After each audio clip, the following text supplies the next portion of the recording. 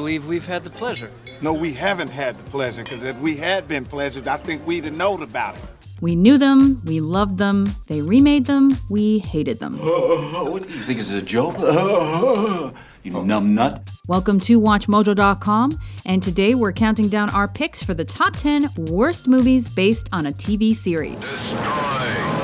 For this list, we're looking at live-action film remakes or reboots of TV series that did not do justice to the source material, and that are not considered a continuation of the shows in question. That means they don't feature the original cast members unless it's in a different role than they originally played or in a small cameo. Thank you for having us.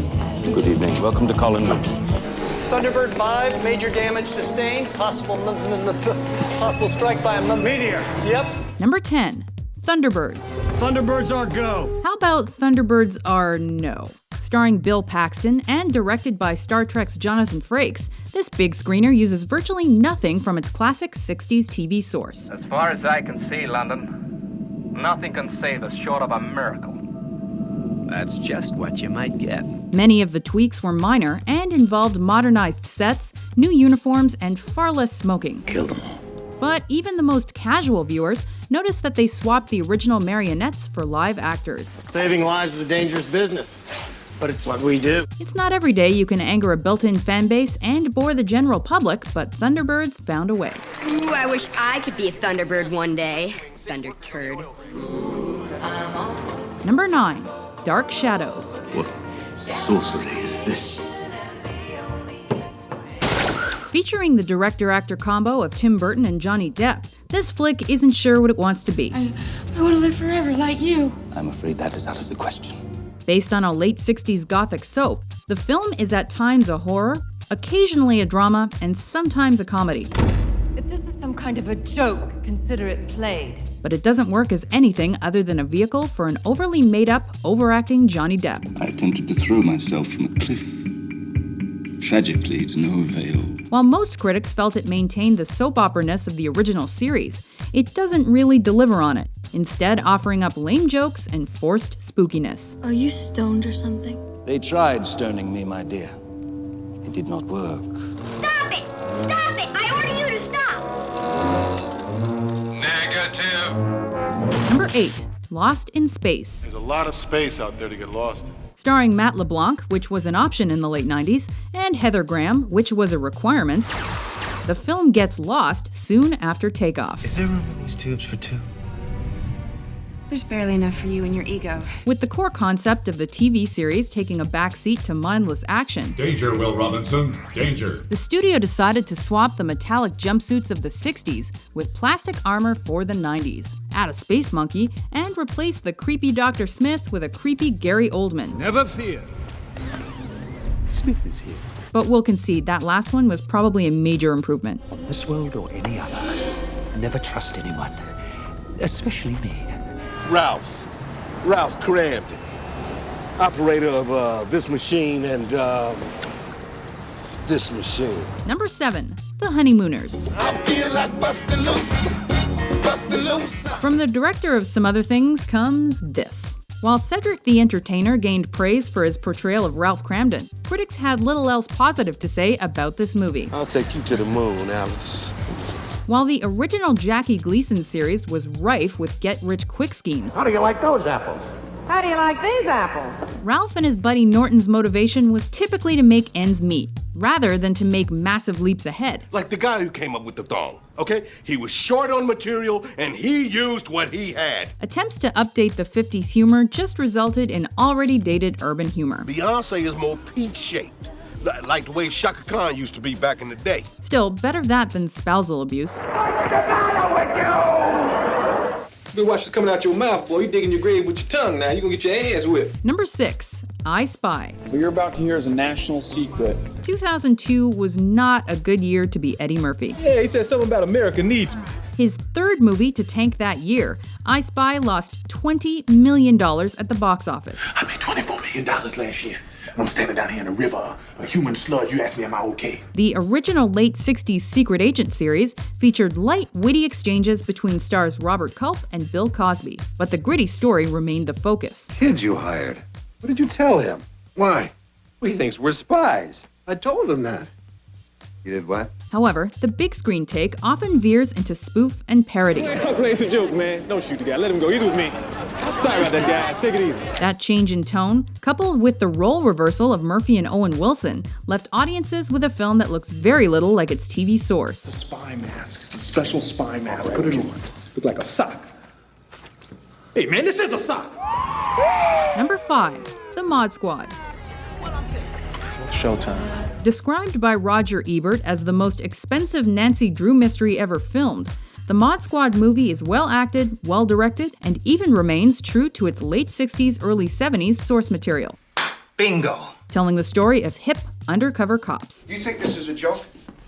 Because if you think it's a joke, I'll stick you right back into the cells where I found you. Plot-wise, however, the movie is both generic and nonsensical, with our disguised good guys relying on sheer dumb luck, overheard exposition, and other cliches to save the day. Jesus, dirty cops, drops at the airport. I feel like one of us should say we're getting too old for this shit. The rehash made back just $15 million of its $50 million budget. You know what? No guns, okay? No guns. Guns are bad. Shut up!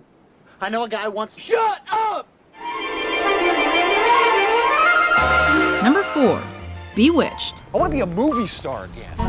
What the hell happened, Richie? Eager to make a mess of things from the start, this movie is a remake about a remake where the people making the remake are kind of the people from the original. Whoa. Don't go crazy, okay? I mean, it is Bewitched. Yeah.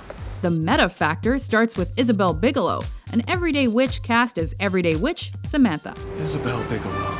Yes. You don't have to come audition. Just come and show everyone what you look like when you do it.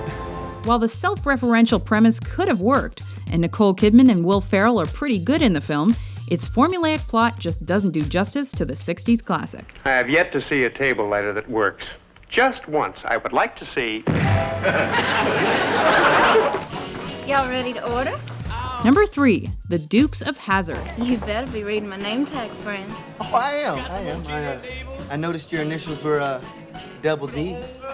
While the Dukes were never exactly highbrow entertainment, they were as tame and family-friendly as a show about moonshiners could be. You Duke boys ought to be ashamed of yourselves. Taking playground money from poor orphans. Roscoe, arrest them! The big screen version, however, amped up the sex and took Jessica Simpson's Daisy Dukes to heights not dared dreamed of in 1979. Is there anything I can help you out with today, ma'am? Two cute cops growing trees around here, or what? What a lie, you know. While the basic plot seems Duke legit, the adult humor, mixed with scenes of Uncle Jesse firebombing police cars and the boys in accidental blackface, Look, a couple of white boys playing black. Is that what's going on? seem both un-Duke and uncouth. Those two are gonna get themselves in trouble, end up in jail, and I'm gonna have to shake my ass at somebody to get them out. Die-hard fans were disappointed. What seems to be the problem, sugar? I think something bounced up into my undercarriage. West. Jim West. Number 2, Wild Wild West. Now what? After rumblings about a reboot circulated for years, this late 60s Western finally got its second chance in 1999. It's good to see you, West. Sorry we had to rough you up a little. It's all right, sir. It was an effective cover. In the film, the main character, James West, is recast as an African American in an effort to differentiate the big screen version from its small screen counterpart. Gotta stick to what we each do best. And also to up the cool factor with Will Smith. How about this? You can come as my manservant. Oh, why, yes, sir, Master Gordon. Oh, I swears I'd be delighted. I'll sing, I'll dance for you, sir. Oh, and I swears none of the other white folks will know I'd rather shoot myself than play your damn manservant. Unfortunately, all it resulted in was a laughless steampunk Western mashup that was more focused on cheap laughs than action-adventure. It earned its 5 Razzie Awards.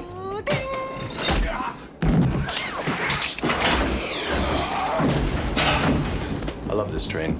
Before we unveil our top pick, here are a few honorable, or in this case, dishonorable mentions. Oil, that is. Black gold. Texas tea. Watch your head, Granny.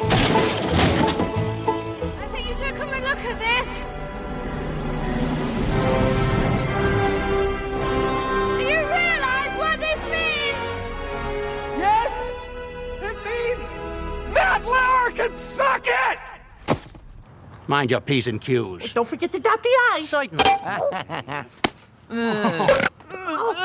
So what's going on? As in there's undercover, and then there is which way is up.